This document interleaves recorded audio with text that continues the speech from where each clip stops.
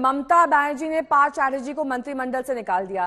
पार्थ को टीएमसी से भी सभी पदों से हटा दिया गया है, लेकिन मांग हो रही है कि उन्हें टीएमसी से हटाया जाए। साथ ही विपक्ष ममता बनर्जी से इस्तीफा मांग रहा है।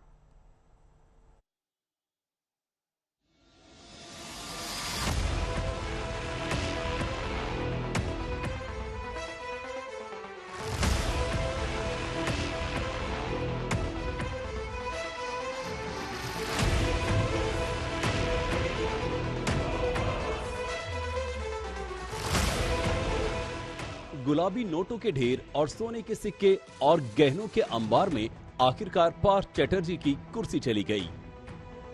तस्वीरें देखिए।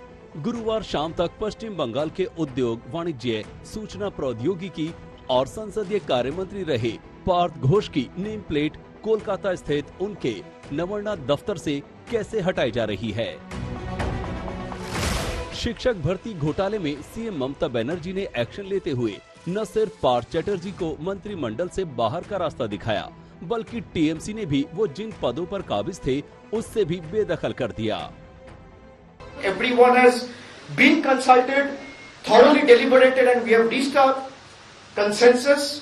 It's a unanimous decision that if anyone is accused or anyone is involved in any irregularity, Trinamool will not spare.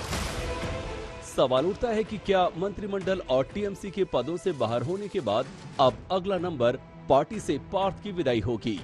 फिलहाल ममता बनर्जी ने इन अटकलों को खारिज कर दिया है, लेकिन विपक्ष सिर्फ पार्थ चैटर्जी पर एक्शन से चुप होने को तैयार नहीं। विपक्ष लगातार ममता बनर्जी से ही इस्तीफे की मांग कर रहा है। अर्पिता के दो बयान जो है वो बहुत सुनने लायक है। पहला, उन्होंने कहा कि पार्थ चैटर्जी ने उनके फ्लैट को जो है एटीएम बना दिया था, और दूसरा उनका बयान है जिसमें कहा है कि नीचे से ऊपर तक पैसा जाता था। अब नीचे के लोग तो समझ आ गए हैं, ऊपर वाले कौन कौन है वो समझ नहीं आया। पत्तों का है भी नहीं है वो जांच हो। That is position we have distance ourself from Arpita and her money. Partha और ममता के लिए मुसीबत की वजह बनी है ये बरामदगी। 22 जुलाई को अर्पिता मुखर्जी के कोलकाता वाले फ्लैट से 21 करोड़ 90 लाख रुपए कैश और 70 लाख रुपए का सोना मिला था। उसके बाद दूसरी छापेमारी अर्पिता के नॉर्थ 24 परगना वाले फ्लैट से ईडी को करीब 28 करोड़ रुपए कैश और 4 करोड़ 31 लाख रुपए का सोना मिला। अर्पिता के इस फ्लैट से 1-1 किलोग्राम के वजनी वाले सोने की 3 ईंटें, आधा किलो वजन वाले सोने के 6 कंगन और सोने का पैन मिला है। गुरुवार शाम भी ईडी ने बेलघरिया के क्लब टाउन हाउसिंग एस्टेट में रेड मारी। यहां पर बुधवार को अर्पिता के 2 फ्लैट्स में छापा पड़ा था। इस बार फ्लैट नंबर 4C की ईडी ने जांच की। हालांकि इस फ्लैट की मालकिन अर्पिता नहीं, कोई और है। उधर ईडी की एक छापेमारी कोलकाता एयरपोर्ट के पास चिनार पार्क स्थित रॉयल रेजिडेंट बिल्डिंग में हुई। यहाँ चौथे तल्ले पर 404 नंबर फ्लैट अर्पिता मुखर्जी के नाम पर है। हालांकि यहां से ईडी को कुछ नहीं मिला। अब तक अर्पिता के 4 फ्लैट्स पर ईडी छापेमारी कर चुकी है।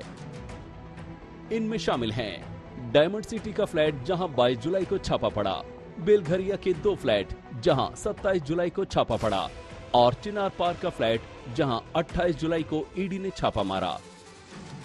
सूर्य अग्नि रॉय और ऋत्विक मंडल के साथ अनुपम मिश्र, कोलकाता, आज तक।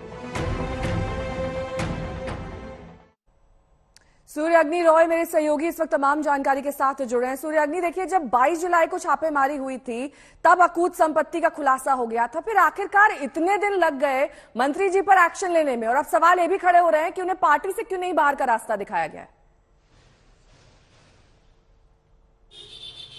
देखिए, बहुत 22 तारीख को, जैसे आपने कहा, 22 तारीख को ही ये एक्शन देखा गया था और उसके बाद एक्शन यानी कि ईडी का रेड देखा गया था, और उसी के बाद तृणमूल के सुप्रीमो और चीफ मिनिस्टर ममता बनर्जी जब भी पब्लिक पार्टिसिपेशन करती थी, जब भी पब्लिक मीटिंग्स करती थी, वो एक ही चीज कहती थी कि अगर कोई दोषी साबित होता है तो वो उनको नहीं छोड़ेंगे। करप्शन पे उनका पार्टी का स्टैंड एकदम 0 टॉलरेंस है। लेकिन जैसे आपने कहा नेहा, करीबन 1 हफ्ते बाद पहले तो कैबिनेट मीटिंग में पार्थ चैटर्जी को हटाया गया और फिर से दोबारा झटका उनको कल ही लगा जब अभिषेक बैनर्जी ने एक मीटिंग भी बुलाया और उसके तृणमूल कांग्रेस का एक मीटिंग बुलाया और उसके बाद वहां से जो सामने उभर कर आता है कि पार्थ चैटर्जी जो महासचिव थे पार्टी के, सिर्फ महासचिव नहीं बल्कि यहाँ एक बहुत आयरॉनिकल चीज है कि डिसिप्लिनरी कमेटी, तृणमूल कांग्रेस की जो डिसिप्लिनरी इंटरनल कमेटी है उसके भी हेड थे पार्थ चैटर्जी, तो उस पद से भी उनको हटाया दिया गया। जागो बांग्ला जो न्यूज़पेपर है तृणमूल का, उसके एडिटर इन चीफ थे पार्थ चैटर्जी, वहां से भी उनको हटा दिया गया है कल।